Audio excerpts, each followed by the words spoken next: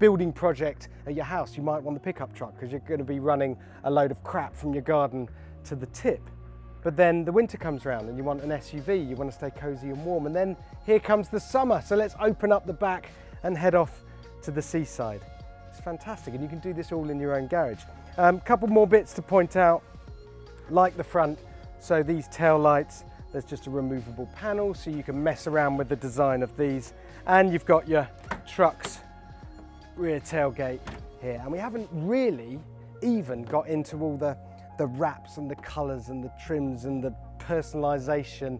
The levels that you can go to with this truck are quite extraordinary. If you haven't been on Slate Auto's configurator yet, it takes procrastination to whole new levels.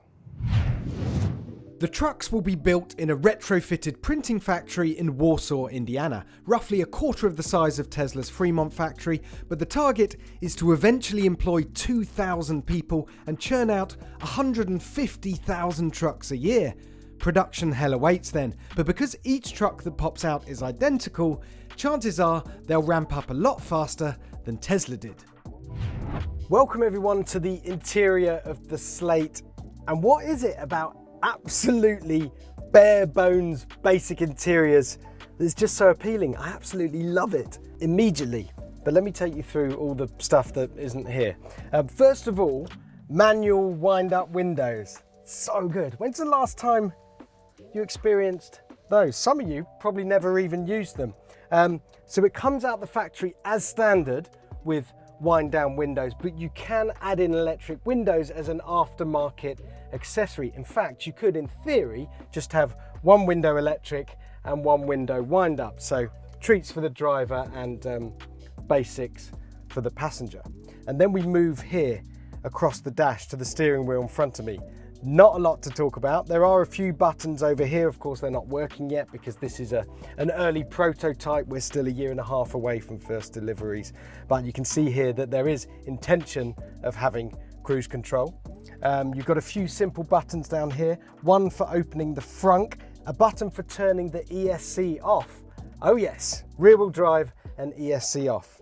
Skids ahoy in the $20,000 Slate. The seats, by the way, absolutely zero bolstering. They're very, very flat, but they are quite comfy and they actually look rather good with this kind of funky grey fabric they've got on here. So there is a screen in this interior, one teeny tiny screen behind the wheel there.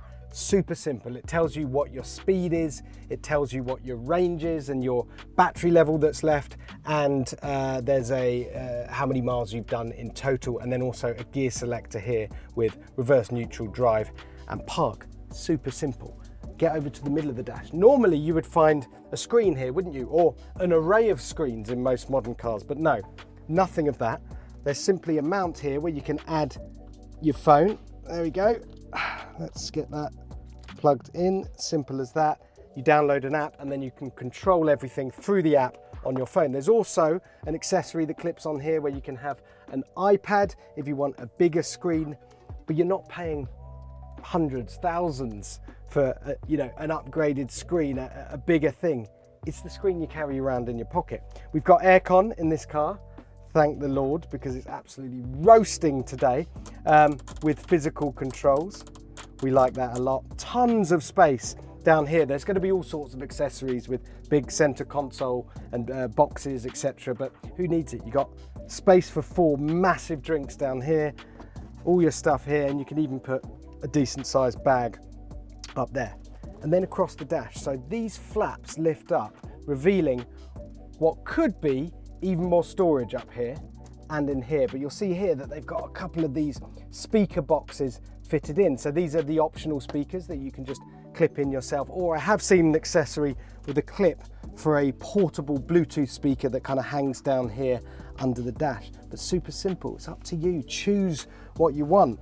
And that's about all there is to talk about in here, if I'm honest. But as I said, I love it. The materials are a bit scratchy, a bit hard, a bit cheap, but this is a prototype. They're going to get slightly softer, slightly better grade materials as it gets nearer to production. But honestly, I don't mind it. I don't mind cheap feeling materials when a car is cheap. It's honest. It's what it's supposed to do. They feel hard wearing. The whole car feels solid and heavy and well built to last. And the other thing that they haven't skimped on in this car is safety, which is nice to hear. So you still get 8 airbags, you get a forward collision warning and an auto braking system. Smashing. Right, time to have a poke around the design studio, generally get in the way and see what else we can find. Okay, so we're inside Slate's West Coast design studio. I believe we're the first people to ever be inside here. And that noise you can hear coming from behind the camera, that is the 3D printing machine. It is running overtime, we're told, 18 hours a day. They are constantly prototyping, producing new parts and accessories, constantly experimenting with different bits that they can add onto the car. So you have to excuse the noise, or perhaps, Charlie, you can do something clever and just AI that away. Right, what can we show you? We're just gonna have a poke around really and see what's lying about. So this is a model, but as you can probably see, this is the SUV version. So the exact same truck as the orange one that we've been filming with outside. The only difference being that it's got this SUV add-on on the back. In fact, this one is mocked up as the commercial version, hence the blacked out window. The passenger version would have glass here and you'll be able to see that 3-seater rear bench through there. It looks absolutely brilliant. It looks seamless. It looks like it was designed to have this back on all along, which is the genius of it. This has got the slightly chunkier tyres. Again, I'm not sure how much off-roading you're going to be doing in this car, seeing as it's rear-wheel drive only, but they don't half look good. They are going to spoil your range though. This one's got a roof rack on, and it's got a rather fetching kind of Land Rover heritage shade wrap on it. There's something over there I want to show you as well. Have a look at this. No, it's not a kid's version of the truck. It's actually just a little mock-up. This is the Fastback version, so you'll see the only difference really being that slanted rear screen. Never really understood why someone would choose this over a more practical SUV or a pickup truck. It's a style thing, right? I have to say, it doesn't look terrible. I think that's because it stays as a 3-door, so you get that kind of more interesting 3-door sportier coupe style look. So these are 3D printed sections, I think, for the rear taillights. So I mentioned earlier how you've literally got 4 screws. Any numpty could do this. You can take these off and then you can give the back of your car a different look. Like that. Very neat, very fun indeed. There's another truck over here. So this is, of course, the 2-seater single cab pickup truck configuration. Bit different to the orange one outside because it doesn't have the tower bars on it. You got a little roof rack up here. This just shows probably more traditional pickup truck setup with a load cover on the back and a very interesting wrap. I think this is one of a handful of vehicles that you may have seen Slate Auto parked around in various places just to create kind of a bit of viral buzz before the big reveal, hence the LOL wraps that they got on the side. Taxidermy, my family. Lovely. I'm not sure how much we're supposed to be poking around here, but no one seems to be stopping us. So there's some interesting drawings on the walls. These are quite early design studies and concepts for the interior, and you can see how they were thinking about the way that you accessorize the interior quite early on. So all these details aren't bang on the production car that we were playing around with outside, but you can see, let's get this roof rack out of the way, ideas for sort of big center console boxes. This is the speaker in the dash. You can see this one comes out. This is the Bluetooth speaker that we talked about that sits in a cradle.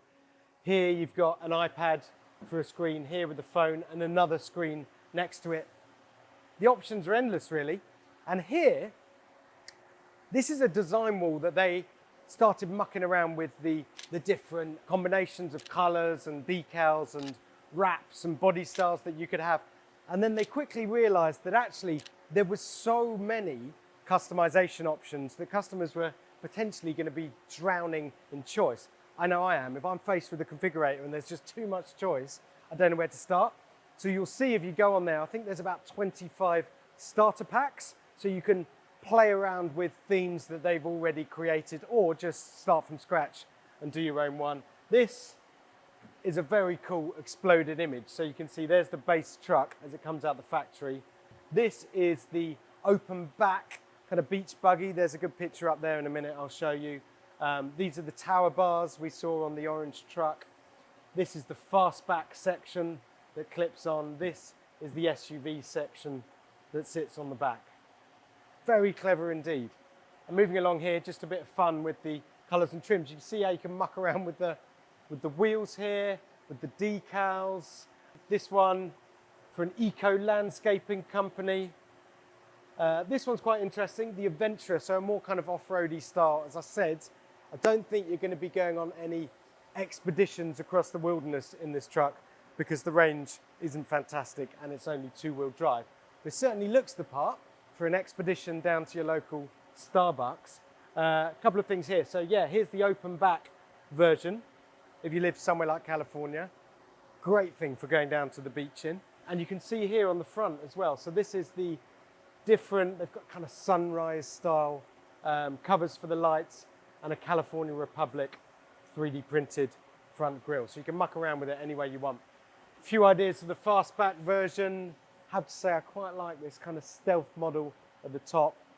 Blue one, silver one here. Ideas for a florist flower truck. I think the idea is eventually you can even 3D print a load of these parts at home if you've got your own printer of sufficient quality. But what I like is you've got all these options, right, to express yourself, as they so often say, but you don't have to get it right first time. You don't spec a car once and then you have to live with it. Say you don't like your choice of wrap or grille or wheels, well, just rip it off, order some more and start again. As far as I can tell, there are 3 reasons why Slate appears to be a startup that's going to stick around. Number 1, they've got financial backing from Mr. Jeff Bezos. Apparently he's got a few quid.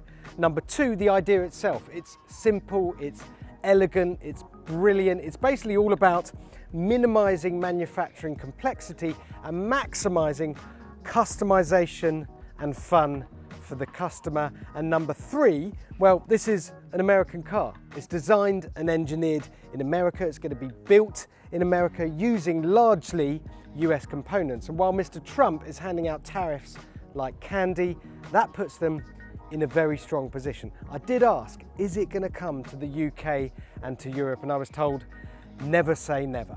Well, I bloody hope it does. I want one of these.